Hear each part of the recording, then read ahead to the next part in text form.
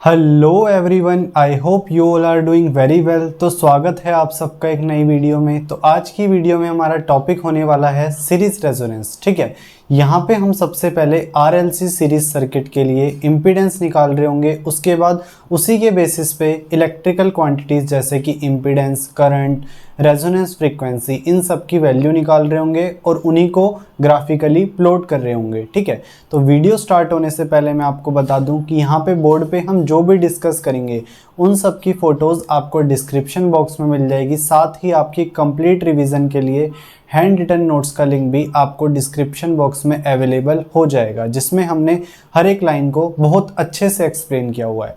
तो अब बिना टाइम वेस्ट किए हुए चलते हैं अपनी वीडियो में।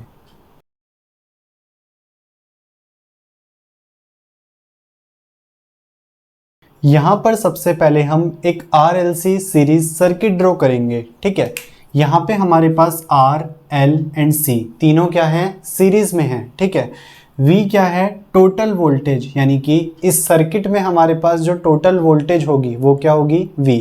ठीक है, VR वोल्टेज अक्रॉस रजिस्टर, इस रजिस्टर के अक्रॉस वोल्टेज क्या है, VR। ठीक है, VL वोल्टेज अक्रॉस इंडक्टर, यहाँ पे इंडक्टर के अक्रॉस वोल्टेज क्या है, VL। ठीक है, VC voltage across capacitor, capacitor C के अक्रॉस जो वोल्टेज है वो है VC। ठीक है, applying KVL in above circuit. ठीक है, अगर हम इस सर्किट में KVL लगाते हैं तो क्या होता है, V minus VR minus VC minus VL equals to 0। ठीक है, यहाँ पे जो नेगेटिव टर्म्स हैं हम उनको राइट साइड ले गए तो क्या हो गया, V equals to VR plus VL plus VC, इसको हमने मान लिया इक्वेशन नंबर 1। ठीक है, now as we know VC हमारे पास क्या होता है, IXC। XC यहाँ पे क्या है, कैपेसिटिव रिएक्टेंस। ठीक है, तो ये हो गया IXC और XC की वैल्यू क्या होती है, 1 अपॉन में j omega C, I upon में j ओमेगा C आ गया VC। VR क्या होता है, IR, VL I into XL।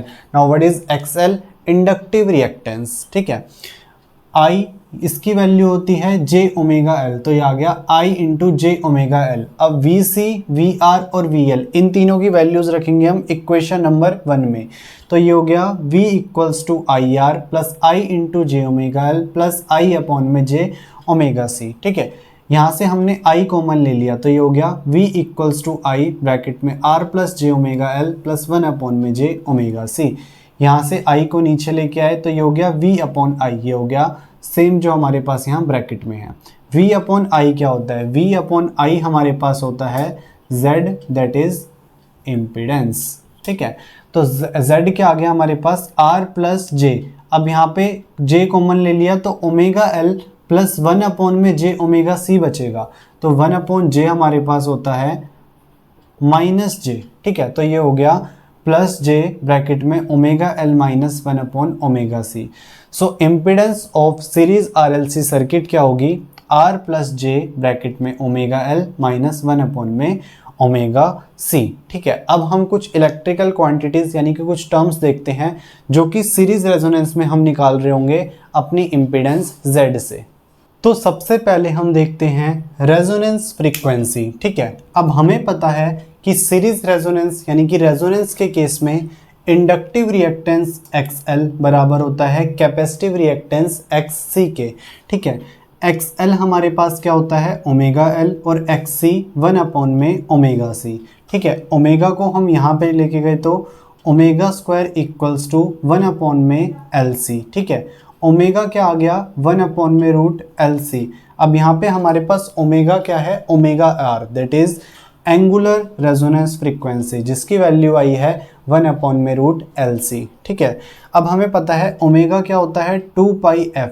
FR क्या है यहाँ पे, लीनियर रेजोनेंस फ्रीक्वेंसी, ये किसके बराबर है, 1 अपॉन में रूट LC के।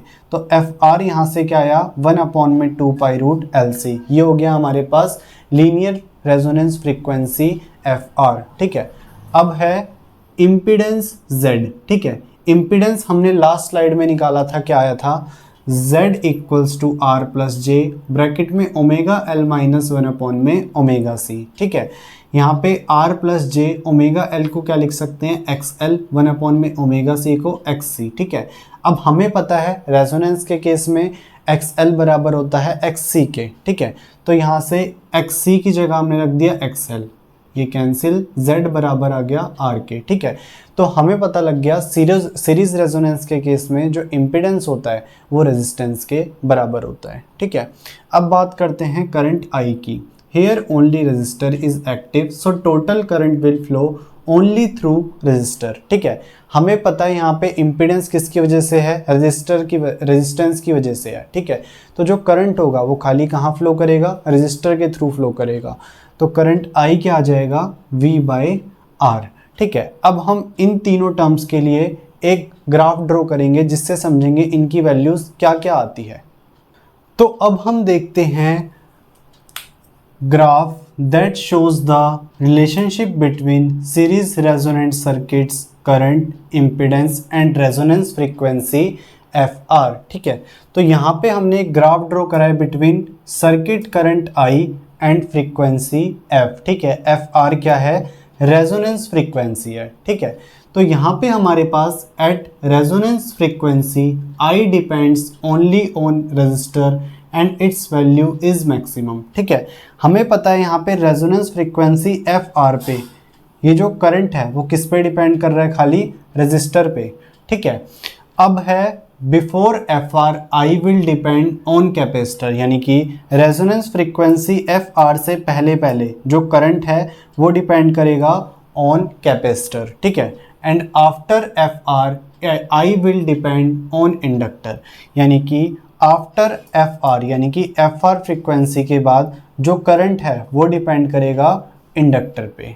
ठीक है, तो ये था graphical relationship between impedance, resonance frequency FR and current I। ठीक है, तो आज की वीडियो में इतना ही, मिलते हैं आपसे नेक्स्ट वीडियो में। Till then peace out, thank you.